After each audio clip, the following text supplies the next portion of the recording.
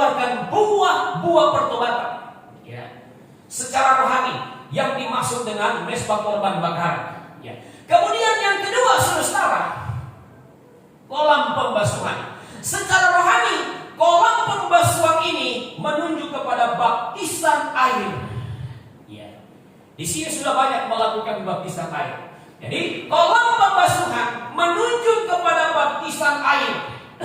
Nah, kedua alat ini, mesbah korban bakaran dan kolam pembasuhan, ada di halaman. Dengan kata lain, saudara, gereja Tuhan, orang-orang percaya yang tingkat kerohanian mereka baru sampai pertobatan, baru sampai baptisan air, itu ada di halaman atau yang disebut pelataran bait suci.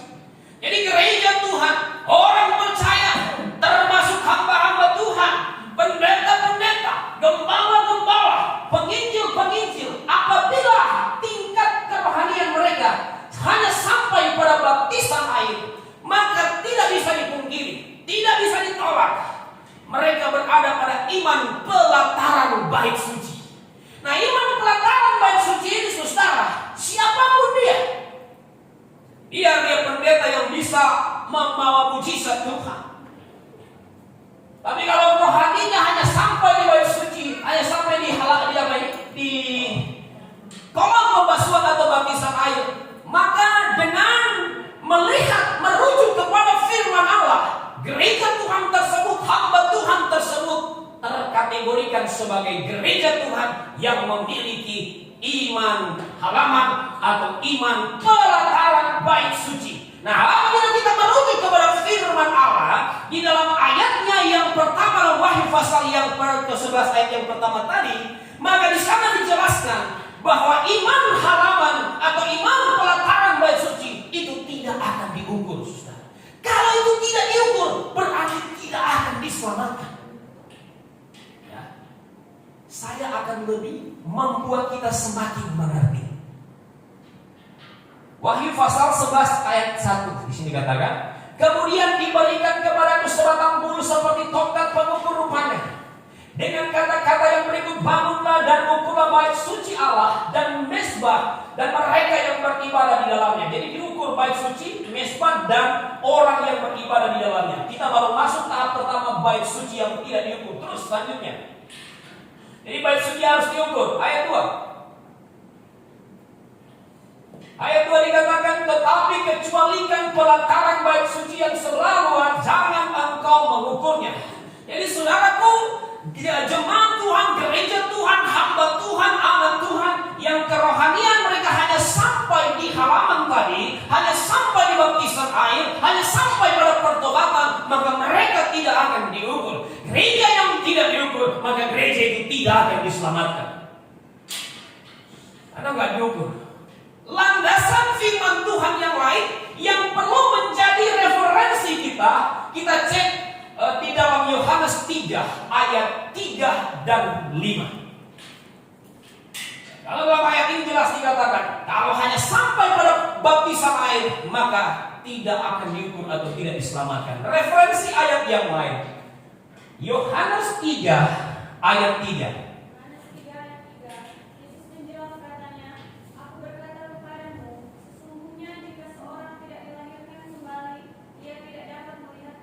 Ia tidak dapat melihat kerajaan Allah bila tidak dilahirkan kembali. Lebih jelas apa yang dimaksudkan kelahiran kembali, ayat 5. Ayat 5, jawab Yesus, aku berkata kepadamu, sesungguhnya jika seorang tidak dilahirkan dari air dan roh, dia tidak dapat masuk ke dalam kerajaan Allah. Jelas, saudara, perhatikan. Aku berkata kepadamu, ini jawab Yesus kepada Nikodemus, sesungguhnya jika seorang tidak dilahirkan dari air dan roh, ya, seseorang yang tidak dilahirkan dari air dan roh, ini berbicara tidak dibaptis air dan tidak dibaptis roh, maka dia tidak diizinkan untuk masuk di dalam kerajaan Allah. Ayat 3, jangankan masuk, melihat saja pun tidak boleh. Garis bawahi di sini katakan,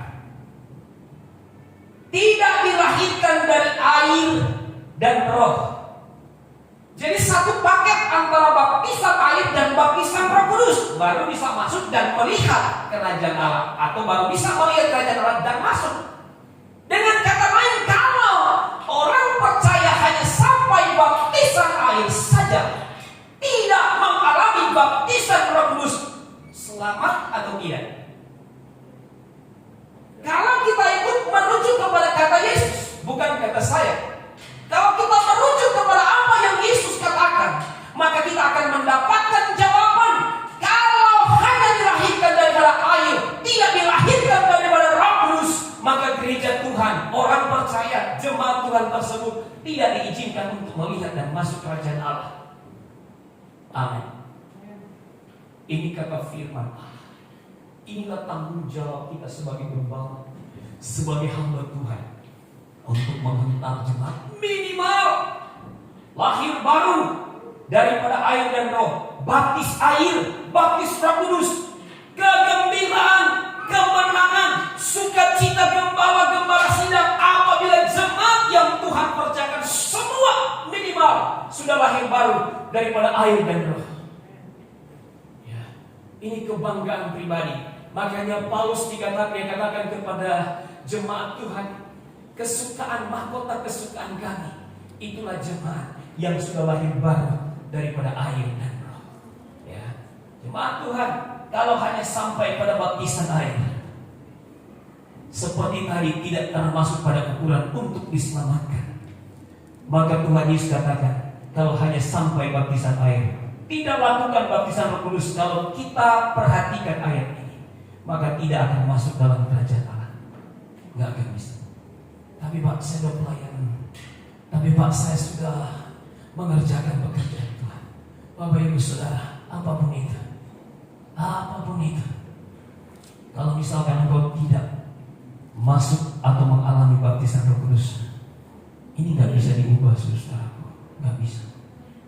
Ya, makanya dengan kasih Tuhan, aku mendorong jemaat. Ayo, jangan cuma alami baptisan air kelar, tidak. Tapi baptisan Roh Kudus penting.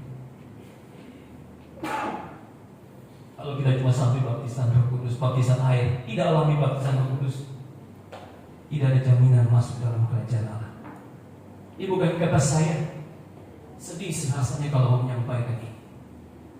Tetapi saya harus sampaikan. Jangan sampai berlaku apa yang kata Alkitab.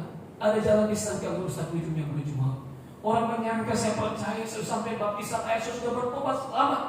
Tetapi dengar baik-baik, Yesus berkata, aku berkata kepadamu, sesungguhnya jika saudara tidak dilahirkan dari air dan roh, tidak dapat masuk ke dalam kerajaan surga. Ini kata Yesus sang juru selamat, bukan kata saya, saudara. Makanya jemaat Tuhan, jangan abaikan ini yang saya bilang tadi. Kita wajib tahu dan kita wajib bertumbuh di dalam kebenaran ini, saudara. Hidup di dunia ini tidak lama. Bahkan Alkitab 1 Yohanes 2:17, dunia ini sedang lenyap. Dunia ini sedang dibawa kepada kelenyapan, bahkan sedang lenyap. Tidak ada manusia yang akan hidup kekal di dunia ini, saudara.